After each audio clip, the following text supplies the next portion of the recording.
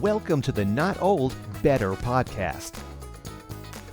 It's time for this week's featured guest on the Not Old, Better podcast. When you hear the phrase, the good life, many things come to mind. For me, I think about my mom. My mom is 88 years old. She still plays the accordion. She still exercises every day. She walks 2 high-energy dogs at the same time every single day. She writes poetry. She writes articles. She's a member of her local Penn Women's organization. And she's still a mom to me and my 2 sisters. My mom has had a really good life. It hasn't been without its challenges. Some of those brought on by me, fewer by my sisters, some by my dad. But all in all, my mom has had a really good life. And I want to show you a video of my mom playing the accordion and living that very good life. Through this idea of longevity, my mom is practicing her passion even today. It's a short video, and I think you'll enjoy it. It's of my mom reading an article that she's written, playing music that she's written. It's the Marines hymn, but she couldn't find it written for the accordion, so she's actually writing the music herself, and you'll see that in the video. And it's from my nephew's Marine Corps graduation ceremony at Camp Pendelton in San Diego last May. You'll hear the story read by my mom, and you'll enjoy it, I think. My mom has always loved music, and that's plain to see. Ludwig van Beethoven has said that music is a higher revelation than all of wisdom and philosophy itself.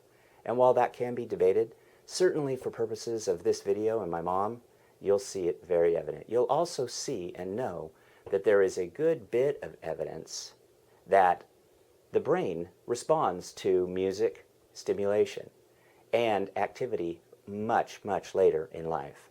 The writer Katie Sukol writes in the Music and Brain article about how the brain, through neuroplasticity, which we learned about recently from Dr. Roger Landry, is still an active component of our brains, and our brains continue to go through this neuroplasticity, and it doesn't halt.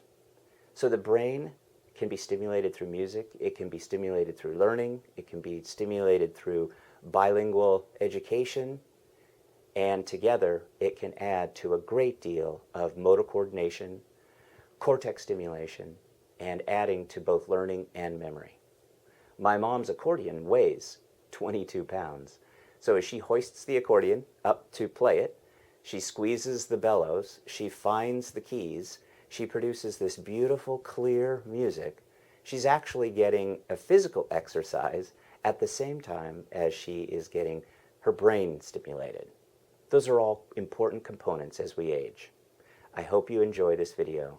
It's important to me and my family because it shows my mom as she is writing and playing about something important to her, her family, and in particular, my nephew Wyatt and his graduation from the Marine Corps Academy last May at Camp Pendelton in San Diego. Enjoy. My grandson Wyatt, a quiet, loving 18-year-old, joined the Marines this year. He flew to boot camp in San Diego from his home in Seattle with a number of other recruits, and he graduated 3 months later. I decided to fly to San Diego for his graduation, despite the fact that I am 85 years old and have never flown alone. However, I thought a grandparent's support was important. My husband wasn't able to go because of his health. I arrived at the Sacramento airport and proudly checked in with my pre-check-in ticket. Within the next hour, though, I lost my ID twice, failed to check my bag, and boarded the wrong plane. Fortunately, my ID was returned, but it was too late to check my bag, and I couldn't fit it into the overhead because it was too heavy for my broken shoulder. I was advised to go to my departure gate and talk to the clerk there. Well, she said, it's pretty hard to check a bag now, and it's against regulations for attendants to help store your bag. A lady standing nearby said she was flying out too, and she would help me, and the clerk offered to give us priority boarding. I thought I had an hour before my plane took off, so I lined up to get some food.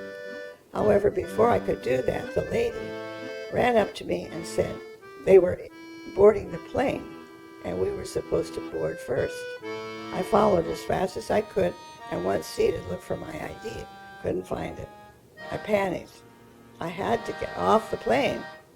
The lady hurriedly retrieved my bag from the overhead, and I plied my way against the boarding passengers to the door of the plane. An official was waiting for me. "Here's your ID, lady," he declared. "You're on the wrong plane. This plane is going to Orange County, Disneyland. From now on, don't listen to anyone. Read the screen." I sat down at the departure gate and waited for my plane to San Diego. I said to myself, what a dunce. Will I ever get home? Well, I did get home. I got home safely after 3 exciting days. That evening, we had dinner on the waterfront at the Bayview restaurant, adjacent to the Marine Corps Recruit Depot. We met the families of other recruits. The next day was orientation. An officer spoke to us in the depot theater. The Marine Corps Recruiting Depot consists of 250 acres purchased by Congress in 1923 and 500 acres of submerged tideland donated by the city of San Diego.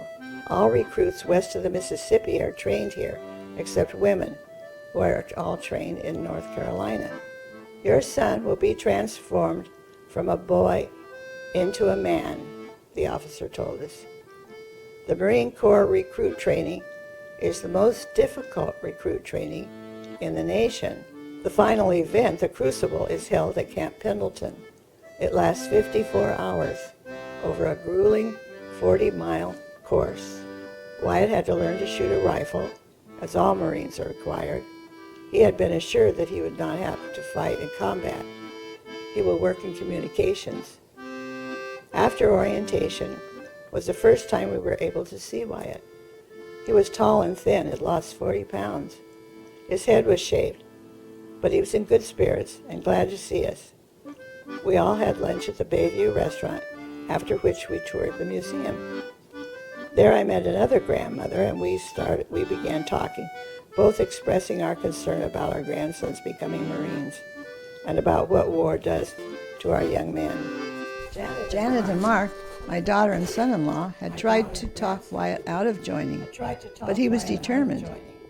When I talked to him, he told me he wasn't ready to go to college. He didn't know what he wanted to do. He believed he had had a good life, and he wanted to give something back. Wyatt had made quite a commitment, I thought. 3 years of active duty and 3 years of service, of reserve. Friday the 13th was graduation day, 3 months after boot camp had begun. I sat down in the bleachers assigned to the families of Wyatt's platoon 1063. I sat next to the Garza family from Missouri.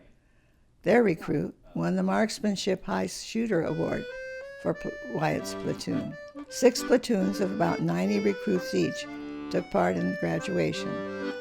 These were the recruits I had come to see. Young men stepping in perfect order, tallest in the front, dressed in blue pants, khaki shirts, and white barracks covers, which are hats with bills. They were marching 4 in a row across the parade grounds to the music of the Marines hymn. Wyatt's the 4th row, second guy in, according to his mother, who emailed her siblings. Just wanted you to know he made it through boot camp. The leader carried the American flag. The band played the Star-Spangled Banner. Commanding officers spoke. Awards were given. Everyone in the stands were silent. It was most inspiring.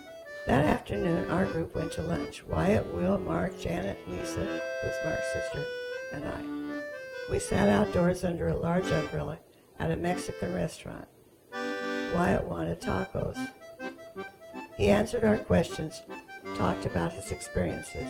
We all gathered at the airport at the same time, leaving on different flights home. I had brought him a gift, a book by Jack London, as I knew he had become interested in the classics. Oh, that's my friend's favorite author. We had just been talking about Jack London, he said. So he had found a friend and an interest. He seemed happy. He was headed back to Seattle for a 3-week rest before he reported to Camp Pendelton. then to 29 Palms for his classics communications. He will then be assigned to a base, and he could be deployed overseas.